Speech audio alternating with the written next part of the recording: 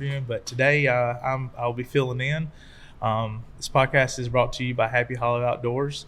You find us on Facebook and Instagram and YouTube, and of course, if you're watching this on YouTube, you're on our Happy Hollow Outdoors channel and stuff. But anyway, we have a special guest today, Jim McCulloch. And just kind of give you a little bit of backstory of how I got in contact with Jim. So there's a local restaurant, Kelly's Kitchen in Red Bay, and I've seen some of his artwork up there, and so I got in contact with him because I really liked his art, and I thought it'd be interesting to do an interview with him, and I'll let him tell you more about himself, so I don't tell anything. So, Jim, glad to have you here today. Thank you. It's been really cold. It got really cold here in the last couple of days and stuff. I know it was 27 when I pulled into town. Yeah, it's on the car thumbing. Yeah, we're usually not this cold this early in December for right around here and stuff. But yeah, so you're staying warm. Oh yeah, pretty warm out. So Jim, just to tell us a little bit about yourself. Okay, so if you don't, you may not want to tell your age, but I don't know if you care about that. But do you mind sharing your age? I'm 85. 85 years old. Okay, and so but the Lord has blessed my life. I still got plenty of pie. Absolutely. So I guess we'll start off. Where are you from? I was born in Russellville, Alabama. Okay. And when I was 10 years old, my parents' family moved down to Bessemer, Alabama. And we lived down there. My father worked Hayes Aircraft. My brother-in-law, although we were pre-teens, he taught us to do a lot of mechanic work and stuff like that.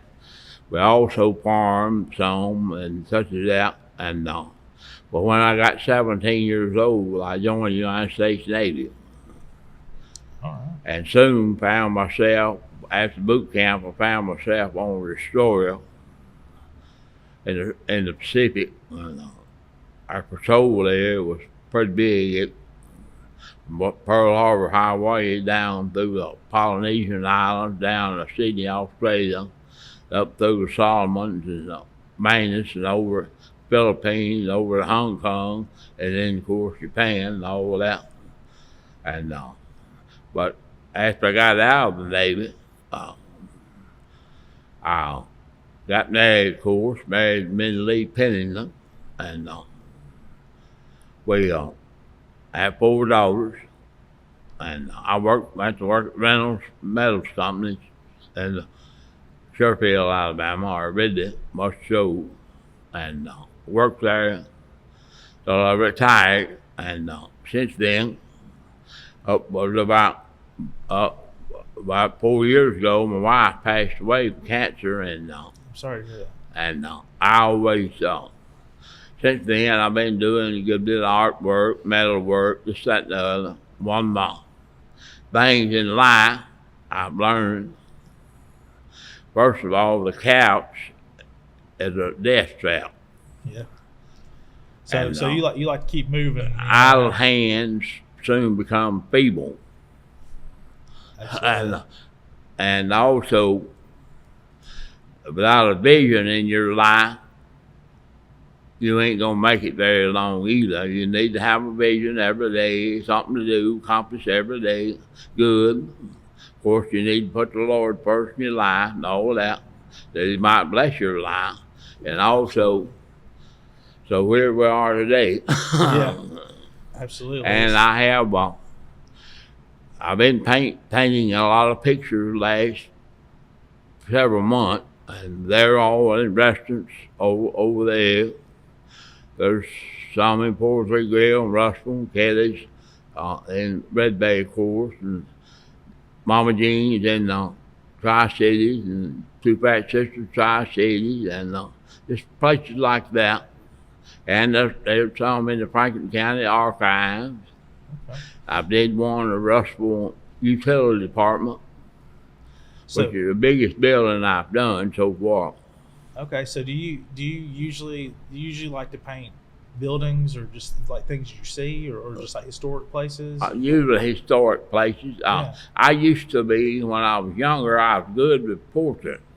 But since I got older, I'm not as good. For some reason, I can't seem to get the age up right, you know. Well, from what I've seen, you do a lot better job than I could do. That's for sure. Because I mean, it's like that's, you know, I was impressed with what I saw, you know, over at Kelly's Kitchen. That, you know, that's it's even, and I don't know if you even want to talk about that you have Parkinson's, or you know, and stuff, but that doesn't really That seem doesn't to slow me down. Yeah, No. I was gonna say that don't affect you really when it comes to your artwork. Going well, actually, that got my right leg. That's the whole place. Of course, that stuff affects people differently. Yeah. I just blessed enough. It got my right leg and stayed there, so I'll keep going. Yeah. Well, that's awesome. Because I've seen you get around, you know, and you can get around pretty good for you know, for your age and stuff. Now, I wanted to ask. So you said you were born in Russellville. Did you? I mean, I'm assuming you grew up there too. Yeah, well, I was 10 years old. We moved to Bessemer. And did you move to Bessemer? At 10, yeah. At 10, okay. So, of course, I came back, you know, after I got.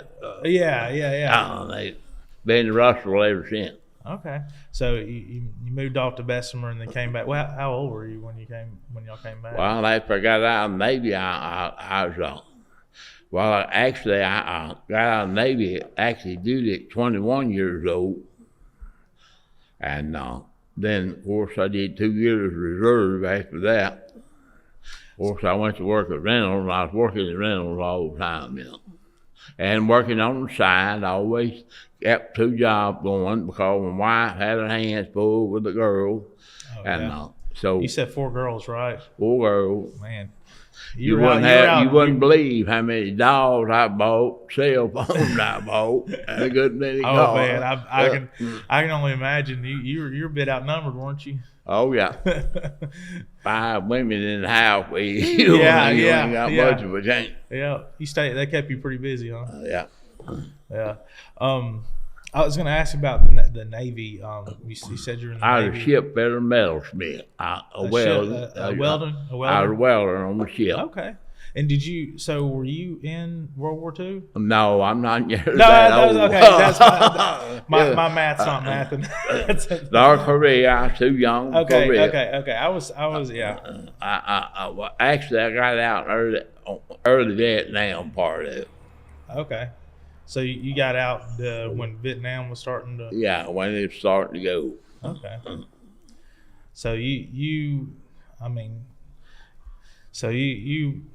went all over when you were in the Navy, right? You were... Oh, yeah. I spent a lot of time overseas on that story. Right.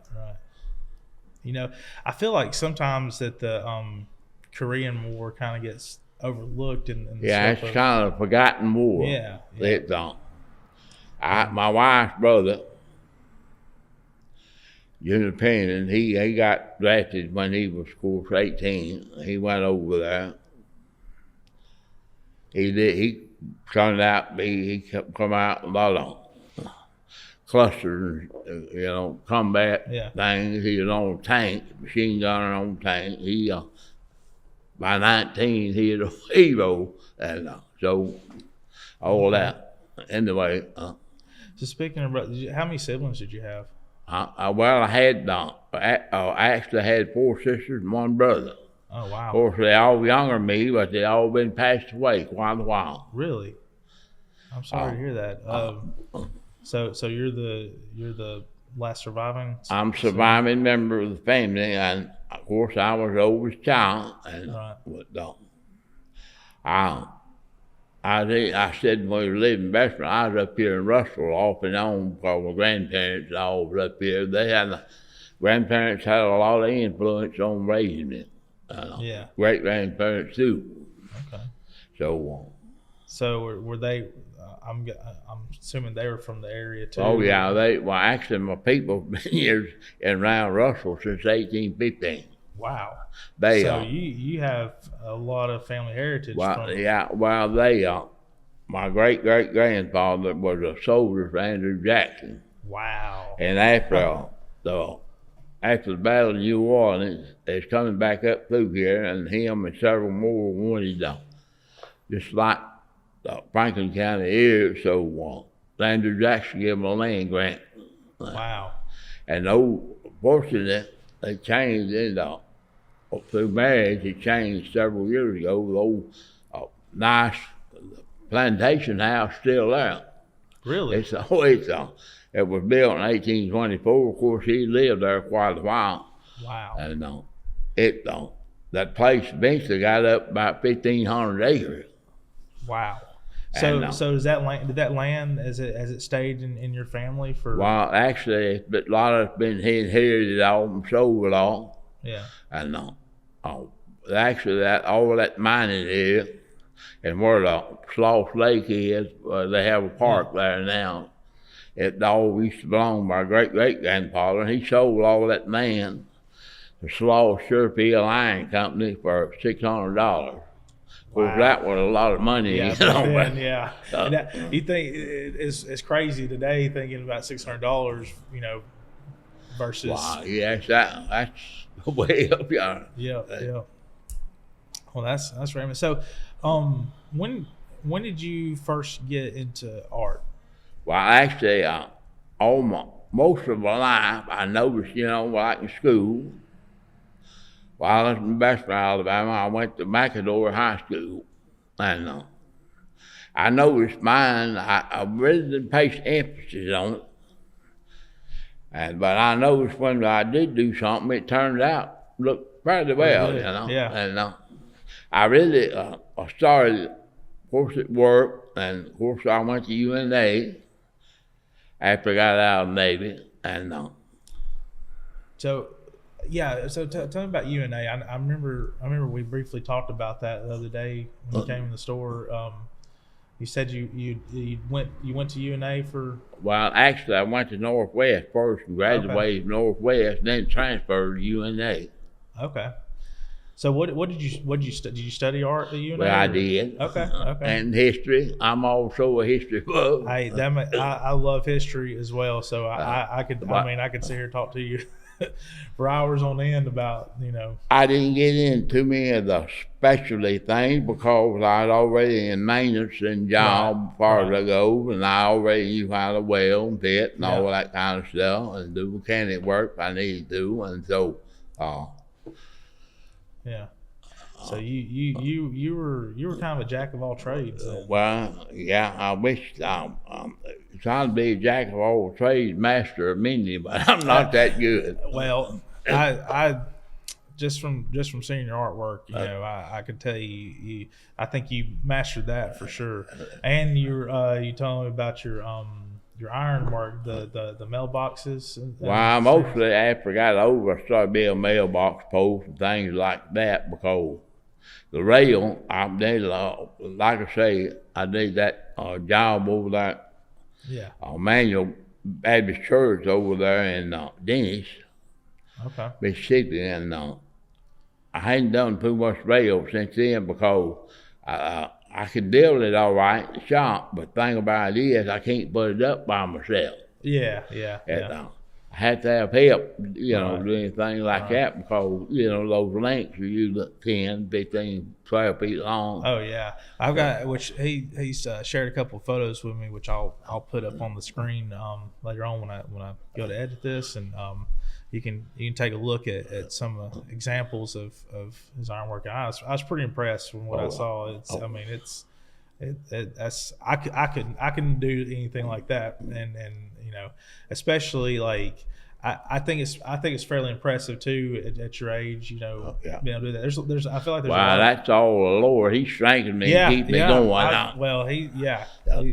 I'd say so for sure because that's. Some people, I feel like a lot of people these days have kind of shifted away from being able to find strength in yeah. the Lord and stuff, and Faith, without faith, it's impossible to please Him. absolutely, yeah, and which you said you pastor too, right? I have.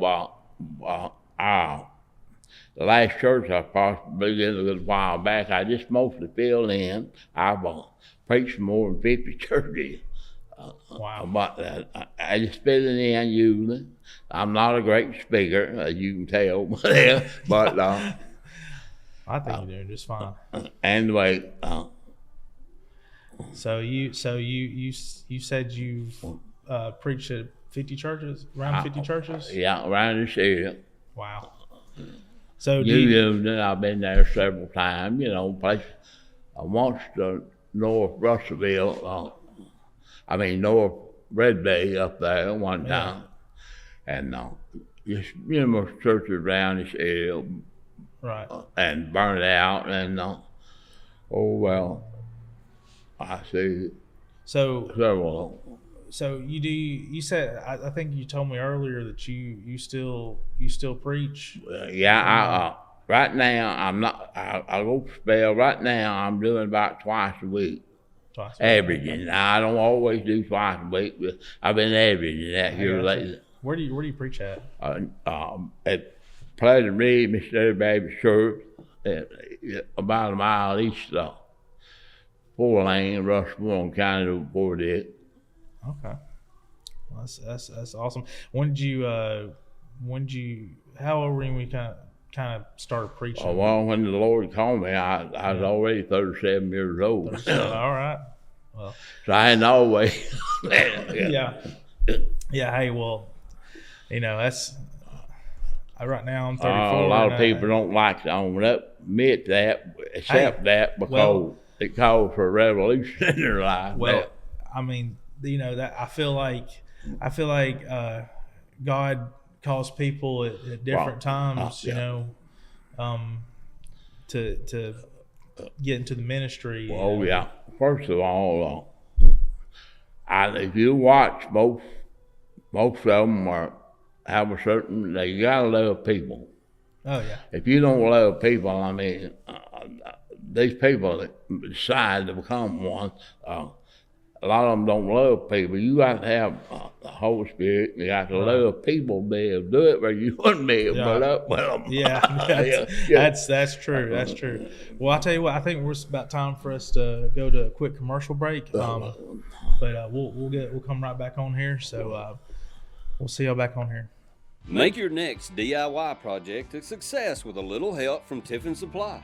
For 75 years, our hardware store has served the community of Red Bay and surrounding areas with premium lumber products, including treated lumber, siding, concrete blocks, and home appliances, including a large selection of windows in a wide range of sizes, all at affordable prices. Now, in our third generation, we continue to have a knowledgeable and friendly sales staff who are eager to assist you with anything you need. We can select hard-to-find items, match paints, and special order customized doors for you. At Tiffin Supply, you get personalized service you can't find anywhere else. We are open Monday through Friday, 6:30 a.m. till 4 p.m. Come by or call us today at 256-356-4946.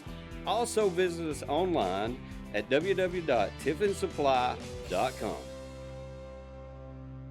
When it comes to buying land, why not have a team to help you make the right decisions? Tyler and Dale Jeffries can be that team. After all, they've been a team since the beginning. With Tyler growing up playing football for his dad as his coach, they've become Team Jeffries. Now they're ready to make the next big play and a touchdown for you. Whether you're looking to buy, sell, lease, or even auction land, let Team Jeffries take you to the end zone and make your dreams a reality. Serving all of Alabama and Tennessee. Visit nationalland.com. Still got Jim McCulloch sitting here with us. Jim, I think we were talking about your pastoring or preaching right before the break and stuff, and I was asking you about that. I kind of want to go back to maybe your childhood. You said you grew up in Russellville and then moved to Bessemer, Bessemer, Alabama. so Well, yes. actually, first 10 years of my life, I didn't outlive your grandparents around, great grandparents too. And they had lots of influence on my early life. Yeah. I had a great grandmother, Eliza, and Walker. Actually, she was Vanny before she married. And she had a lot of influence at night. I was like 3 and 4 years, 4 and 5 years old. So I'd stay with them a lot because mother and them lived next door. Right. And she'd have me up in that lap reading that King James to me. Okay. So she. Of course, when I got older, of course, I got away from all that for several years. Yeah. I feel like that's almost like a natural tendency, when you get into your teenage and gotta go adulthood. through all that process. Yeah. They say you're that age, you're trying to figure out life, and then it kind of comes full circle and you come back. So. Come back where you started. Yeah, absolutely. So, how would you say things were different back then? Wow. Versus today. Wow, a lot of difference. You didn't have to lock your door and all that kind of stuff. And I'll tell you, when I was 6 years old, just sick. Going that I go to Russell Grammar School up there, there were no buses running, and of course we walked to school every day. Right. And I didn't think anything about running around all over town, going to the movie, anything else. Wasn't no problem. I mean, your kids were safe. Yeah. And that's one thing I can tell. Even which I mean, I grew up in the '90s, but even then, I feel like before we had all this, all the social media and the fear mongering from the news and stuff. Which I mean, I feel like the danger has ramped up as far as being able. But it doesn't. Kids used to would go out and play and then come home when the street lights came on. And well, as boys, I guess we like 9, 10, we go. That's where I learned to swim over around Russell, a lot of old mining lakes. Yeah. And we go swimming in those things. Parents didn't know it before. Oh yeah. And there's a lot more freedom back then. Oh yeah. And sure. Yeah. So I mean, I can imagine back then you just go outside and just enjoy time outdoors. Oh yeah. I did a lot down in Bessemer when I was got up about 12, 13 years old. First of all, my parents bought me a 12-gauge shotgun when I was 13 years old, and I still had it, by the way. Wow. And I go out hunting, I got pretty bad at that for a while. But after I got married, I tried some of it. My wife, in the least, she couldn't go along with the game business of eating it. Yeah, she didn't like deer meat too much. Well, actually, how'd you kill that poor little thing? And, first of all, I finally said, well, there's no use killing that stuff. You're not going to, not going to eat it. Yeah. So I'm kind of the same way. I like to eat. Can't tell, and so if I want to shoot a deer or something, I want to eat it. I want. Oh yeah, I don't really wasting that stuff. Yeah. Another thing, I like to fish. Yeah. Mm-hmm. Although I haven't got to do much of it lately. Another thing. Did your wife? Does she like fish? Oh yeah, she go along. She go along with fish. just not the deer meat. No. The other ones. Yeah. So anyway, you said you just kind of were always artistically inclined, I guess. Oh yeah, always. The other thing I like to do, I hadn't done much of it lately. I like to experiment on things. Experiment? Build things. I got several ideas now, although I missed out on a couple of real nice things I did back earlier. when I was younger. Yeah. As the fellows at Reynolds could tell me about, and I developed several things that I let get away from me, Yeah. and such as that. Yeah. Well, I still like experimenting on things. And the minute they used to say we couldn't have any money for me experimenting on things, buying copper wire and everything. Yeah. You're like a mad scientist. Just shut it down on the side, Yeah. Hey, but I mean, that's, I feel like probably some of the best inventions and things that were built in the past had to start off with experimenting. Oh yeah, you got done. So I just kind of wanted to talk about a couple of your pieces of artwork. You had sent me a couple of pieces. Well, I'll tell you one we haven't mentioned, and there's a copy of it on my phone here. Yeah. There's Cedar Creek Furnace. Cedar Creek Furnace? The first iron furnace in Alabama was left there on Cedar Creek, just about 5 miles southwest of Rushmore. And it was established, actually built about 1815. And of course, I think it took a couple of years to get it running. First iron work in Alabama. And I took that, through and work at Reynolds. I learned quite a lot about furniture and stuff like that, and metal and stuff. Anyway, I took that, went down there and studied the ground, and I designed a picture. It's a 4x5 hanging in my living room. Okay. And I guess something happened to me, it's probably going in the archive. I put it together and worked on. It's kind of like it's running. Yeah, I having knowledge, first of all, when we lived down in Bessemer, Alabama, I would go to a place called Tanny Hill Furnace. It wasn't a park then, it's park today. And it was there, the old furnace was there. It was about the second or third in Alabama. Anyway, it's still there in State Park today, but I learned design stuff from that. And of course, I designed, it actually hadn't changed, that hadn't changed much since Roman time.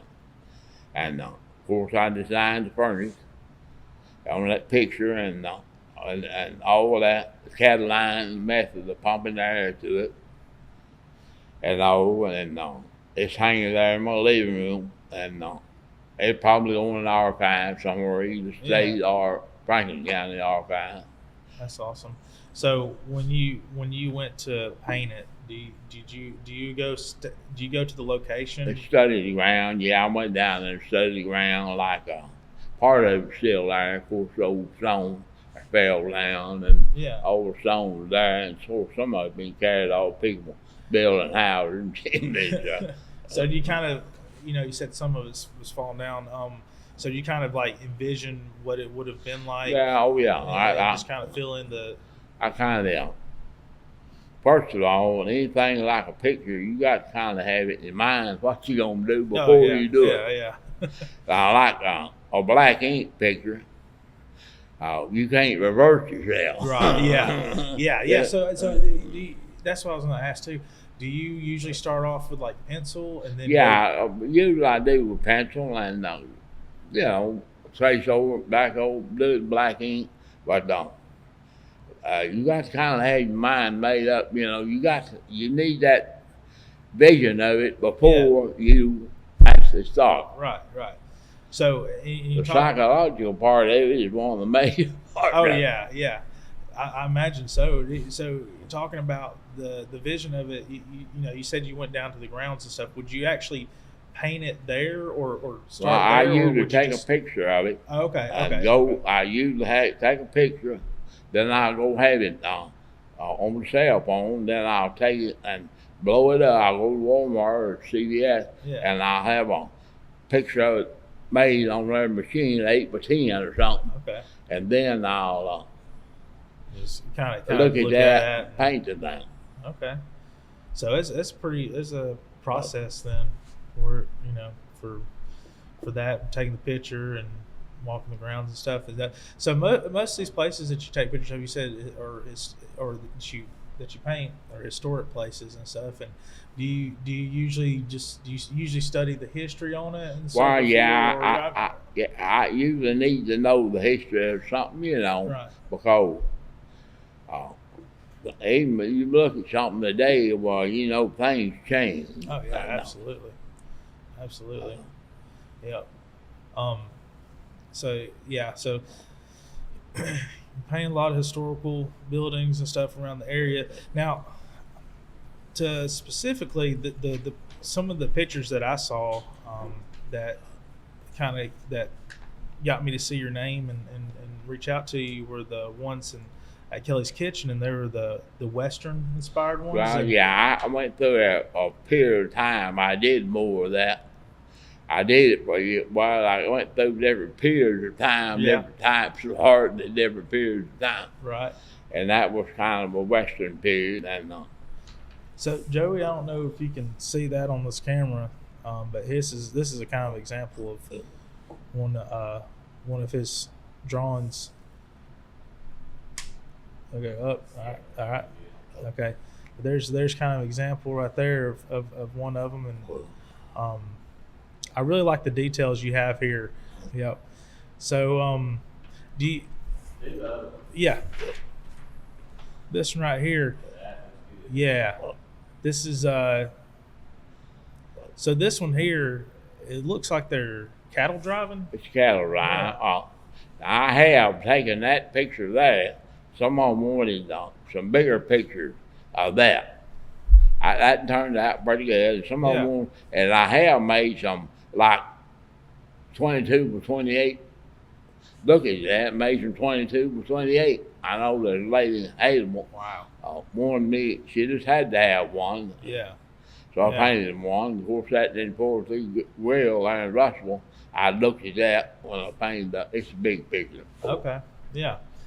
So were you for these? Is there any kind of like source material that inspired you, like, or just watching Western movies? Yeah, looking at old Western pictures, stuff like that. Well, yeah, I mean, it's really impressive, like the level of details and stuff you have in here, and the horses. I'm gonna tell you something, like, because I've tried my hand at art before, and it is doggone hard to draw a horse, in my opinion.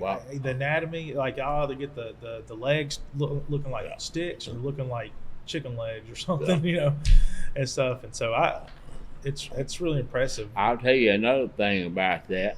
If you don't do it often, you start after a while. After a while, you start losing perspective. That's on true. That. You have to practice. It's like, well, I don't care how good a musician someone is, if they don't practice every now and then, they get in bad shape. That's absolutely true. And isn't there a verse in the Bible about that too? Like something about, like, if your talents, you don't use your talents, Well, yeah, it don't. Mm-hmm. But yeah, that's so do you draw? How often do you paint or draw? Well, for the last several months, I've been doing a couple of weeks. Wow. And but this week I hadn't. It's kind of getting close to Christmas. I've been doing a little shopping and stuff like that. Yeah, absolutely. So how long would you take? How long would you say it takes on average? Well, I'm sure it varies by what kind of artwork you're doing. It varies, but usually when I got the psychological picture, it doesn't take too long. I might.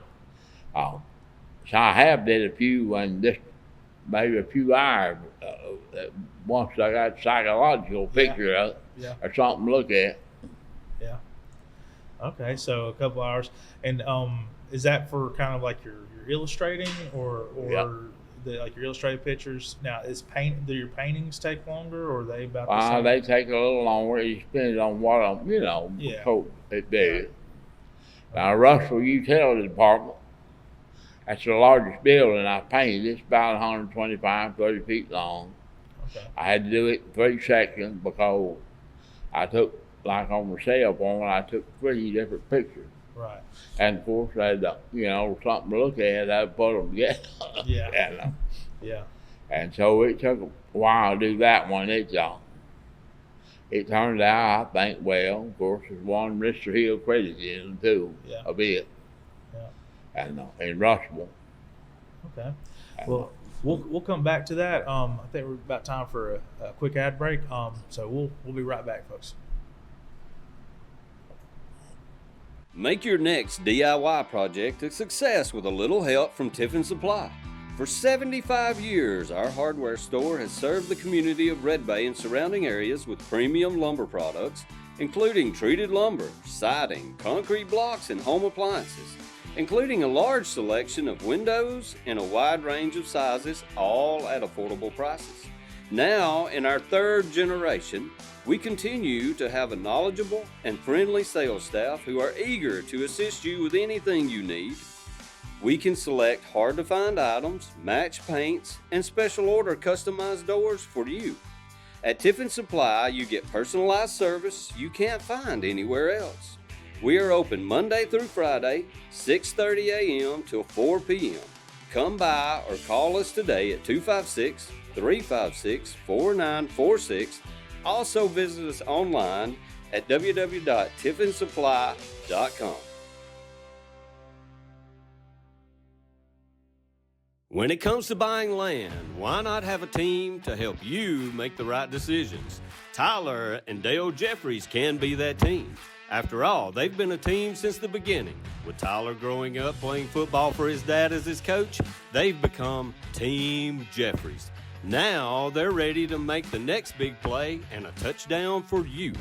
Whether you're looking to buy, sell, lease, or even auction land, let Team Jeffries take you to the end zone and make your dreams a reality. Serving all of Alabama and Tennessee. Visit nationalland.com.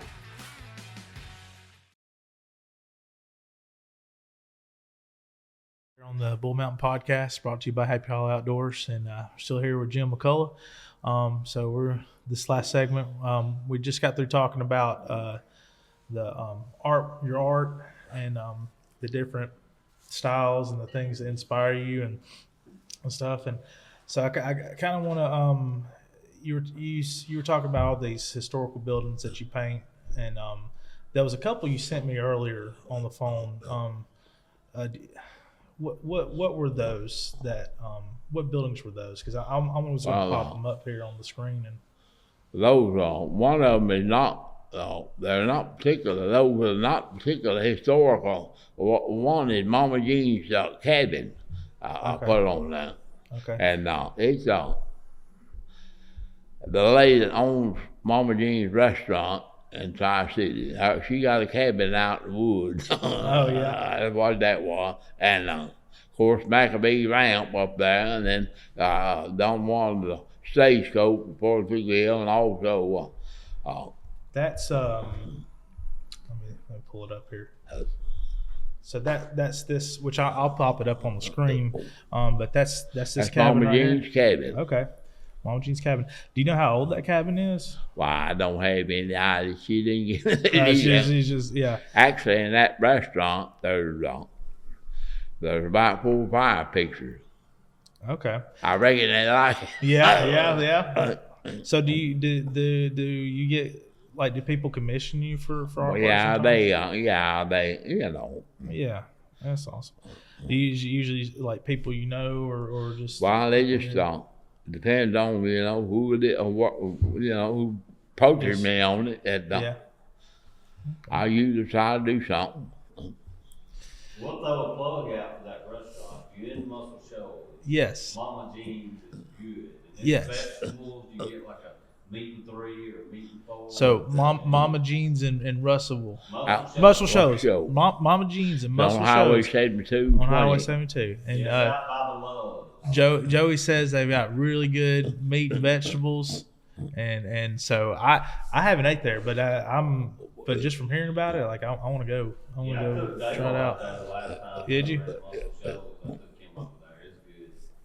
Well, I might try that out. So, Mama Jean's. If you're ever in the Muscle Shoals area, go check out Mama Jean's for sure, and you'll get to get good food, and you'll get to see some of Jim's artwork in person too. So that's a plus for sure. Another place is Two Fat Sisters back on East also we having to do. Wait, okay.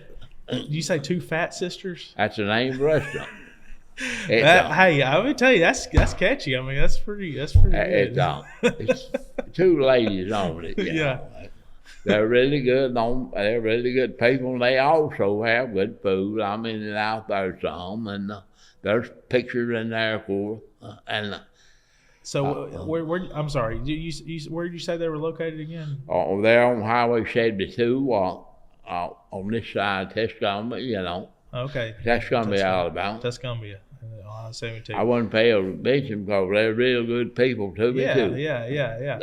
Two Fat Sisters. That's a great name for a restaurant. Yeah, catchy. And I know that's Miss Joyce place. Her sister's not in real good health, but Joyce and Frida, and Joyce pretty well runs it. They're really good on food and all that. Well, that sounds. I'll try that out too. Oh yeah.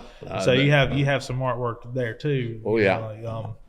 I was gonna ask you. Let's see. One of these other pictures you had sent. This one right here with the which I'll pop it up. That was in Two Fat Sisters. Okay, this one right here. So what is this? What's this a painting of? It's just a painting of actually, the name of the picture is Wild Grapes of Autumn. As a girl, you can't hardly see her. She's over there on the bottom right side picking musty down. Oh. It's fall here, and she's picking musty down. Okay. Of course, it's just the scene, So, and that was strictly come up out of the mind. So is this just like a place you envisioned? Well, I know. I never been to bank. Oh, okay. So is this something I thought of? Okay.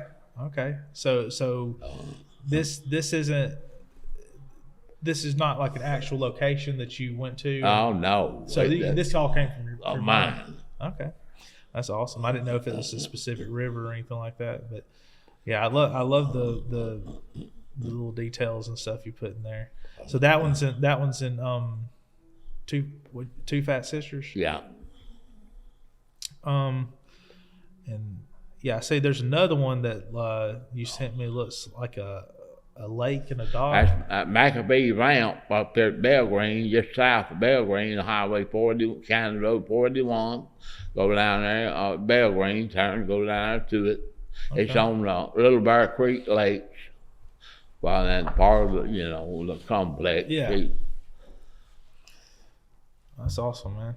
So, you were talking about earlier your faith and God and so just tell me a little bit about how God, I don't know, maybe helps you out with well, I depend on Him for everything because He keeps me at power. A lot of people don't really get to understand, and I didn't for a good while after I saved, just really understand about what all the Lord done for us. Right. And I know lots of people dispute me about this, but I know. I put it like this. After you learn, a lot of people don't understand the Scripture. It's not laid out like you read it like a book, ready to understand it. You got to accept it 100% true without contradiction. And once you really get in there and understand, you go around laughing yourself about really what He's done for you. Right. Right. You ever think? A lot of people, it makes them kind of feel bad or something. That's old flesh pulling. Makes them kind of feel bad because they don't understand. There's things in that, if you misunderstand, it's going to make life miserable. Right. But if you understand it, if you'll accept it 100% true without contradiction, and switch around and accept it like that, He'll enlighten you to a point you can go around laughing yourself all along. Yeah, absolutely. Really enjoy it. Mm-hmm. So you'd say faith plays a pretty big big role in. Oh yeah, in it plays a your large life? role. Yeah. And I write too. yeah. I'm trying to get a book out. Okay. It'll be on missionary Baptist doctrine, Yeah. and I like to do another one about some of the things I know about. And Right. anyway, I don't know if I get time to do all that. Yeah. And I'll say I just a little bit about me on this.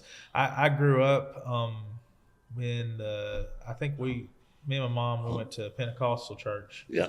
And then later on we went to Assembly of God, and then eventually non-denominational.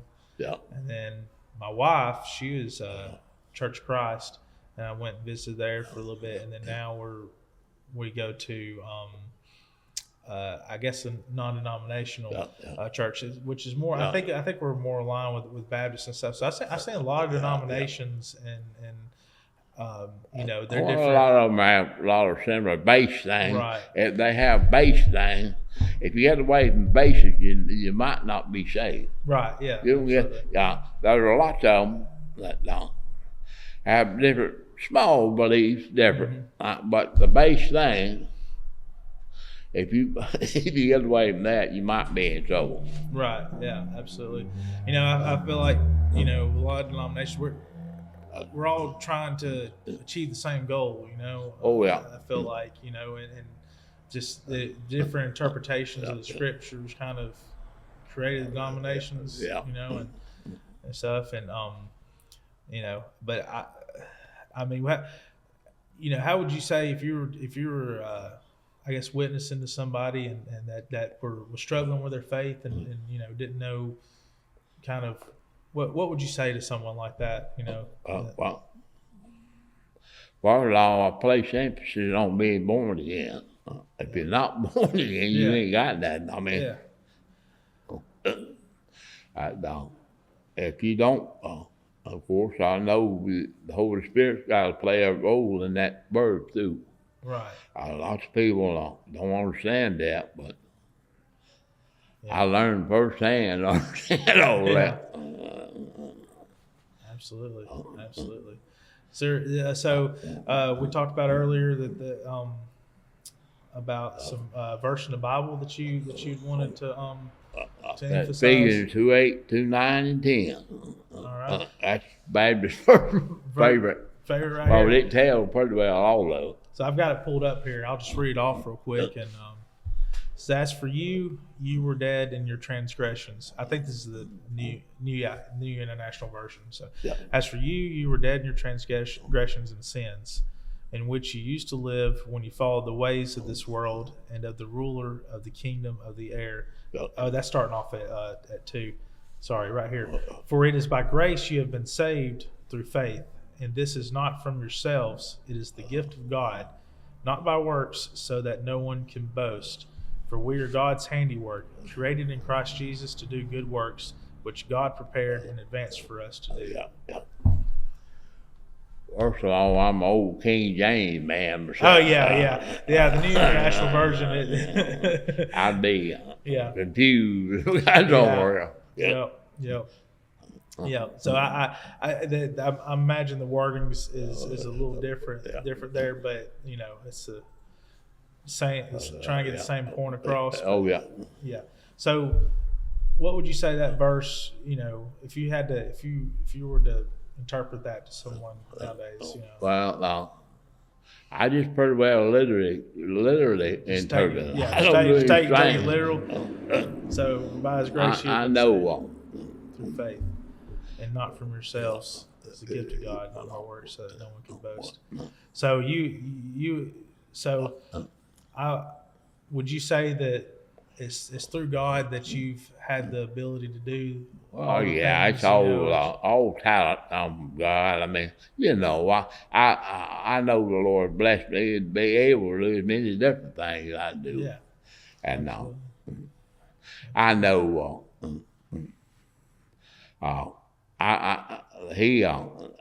Some of these inventions things I fool with, I wouldn't be able to do that, wouldn't be, Right. Yeah. some of it's pretty far out. They might lock you up. They don't know. Well, I think as long as you're not, doing Frankenstein or something. Yeah, not no monster. Yeah, I think you'll be fine. Well, is there anything else you want to talk about today? Or Well, I guess we about covered about a covered good the whole portion of thing. it. I'm sure it always happens after one of these, and Dale said this before too. He said we'll leave here and think, oh, man, I should have asked him about that, or I should have talked about that and stuff. But there's just not enough. There's not enough hours in the day to. Now we could stay here all day. Yeah. Just that very thing. Absolutely. One thing though, I'm not. Of course, grew up this area. I got the accent of this area, and I'm not an elegant speaker, Yeah. But the people in this area understand me. They say what now? The people in this area understand me. Oh, How they wouldn't understand me up north. Oh yeah. Yeah, absolutely. Yeah, that's that. I went to New York one time back when I was 13. It was ironically, I guess, it was we're in the Pentecostal church and went up to see the Brooklyn Tabernacle Choir, and but I remember going up there and people would hear our accent and be like, "Could you talk?" And stuff, and they couldn't get enough of hearing it and stuff. So when I was over in the Navy, I get like Australia down there. Yeah. We'd be down there, and they'd recognize right away. Often they'd say, "Well, you take," that solar movie. They'd recognize right away. Of course, they speak that English accent, right. Except it's different. I can tell Australian in a second. Oh yeah. For a good regular Englishman. Yeah, I always get British and Australian a little mixed up because they're kind of similar in a way. Of course, I guess you know with history. I mean, Australia was colonized by the British, weren't they? Oh yeah, it's British colony that not over that far back. Yeah, and they still had lots of influence. Yeah, and works on. Of course, that's a whole nother subject with dialect and history and all that stuff. But anyway, I appreciate you coming on here, Jim. Well, I've enjoyed it. Yeah, I have too, very much so. And thank y'all for watching, and we'll see y'all next time.